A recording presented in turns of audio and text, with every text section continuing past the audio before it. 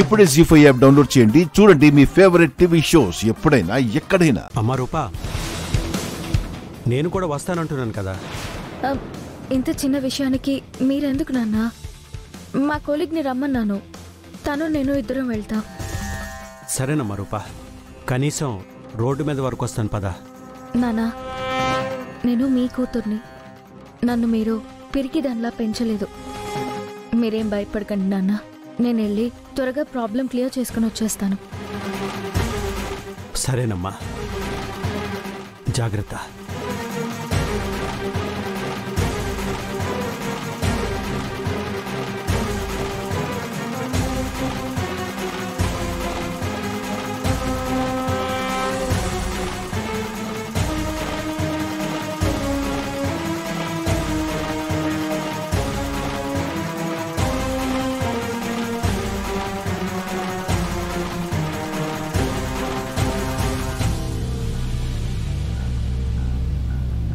ఏంది రూపమ్మా, ఈ టైంలో రమ్మని చెప్పుండావు? బాబాయ్, మీరు నాకు ఒక సాయం చేయాలి బాబాయ్. బాబాయా? సాయమా? ఏందమ్మా అది? ఆఫీస్ తాళం ఓపెన్ చేయాలి బాబాయ్. లోపల నా ల్యాప్టాప్లో కొంచెం పని ఉంది. జస్ట్ 5 minutes బాబాయ్, అంతే. ఏందమ్మో, నా కొంప ముంచేలా ఉండావే. ఈ టైంలో ఆఫీసులోకి వెళ్ళడం అంటే మామూలు విషయం కాదు. అసలే మా సారు వాడిని మోసం చేశామని నింద ఉండాది. దానికి తోడు ఇప్పుడు తలుపులు తెరిస్తే అందులో నన్ను భాగం చేస్తారు. ఇది జరిగే పని కాదు గాని వెళ్ళమ్మా, వెళ్ళు, రేపు కలుద్దాం. బాబాయ్, ఆ నిందని జరుపుకోవడానికే తాళాలు తీయమంటున్నాను బాబాయ్. కుదరదమ్మా. అంతగా కావాలంటే మా సార్కి ఫోన్ చేసి అడుగుతాను, ఆయన చెప్తే తెస్తాను. అయ్యో బాబాయ్, ప్లీజ్ వద్దు బాబాయ్. ఈ టైంలో ఇలా వచ్చామని తెలిస్తే ఏమనుకుంటారో ఏమోనని నాకు చాలా భయంగా ఉంది. అదే కదా నా బాధ. నువ్వు గమనుండు, మా సార్కి ఫోన్ చేస్తాను, ఆగు. బాబాయ్, అయ్యో.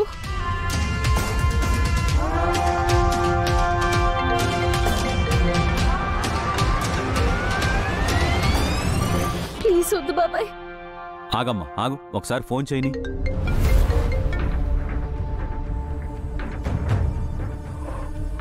ఇదేంటి, ఇయ్యాలకే పడుకున్నాడు అనుకుంటా, ఫోన్ ఎత్తట్లేదు. ప్లీజ్ బాబాయ్, మీ కాళ్ళు పట్టుకుంటాను. వద్దు బాబాయ్. ఏందమ్మా ఇది, ఇంత చిన్న విషయానికి కాళ్ళు పట్టుకుంటా అంటున్నావు? పనిచేసే చోట ఇలాంటి నిందలు చాలా కామన్గా ఉంటాయి. 2 రోజులు గుర్తుపెట్టుకుంటారు, ఆ తర్వాత మర్చిపోతారు. మా సార్తో నేను మాట్లాడతాను, నువ్వు ఇంటికెళ్ళమ్మా. లేదు బాబాయ్, ఎట్టి పరిస్థితుల్లో నేను ఆ నిందని తొలగించుకోవాలి.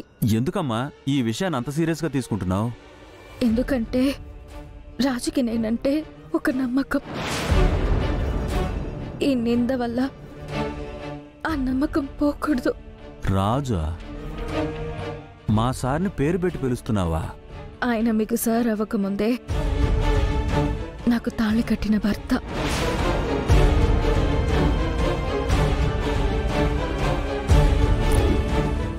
జీ5 యాప్ డౌన్లోడ్ చేసి అన్ని ఎపిసోడ్స్ పూర్తి ఉచితంగా చూడండి.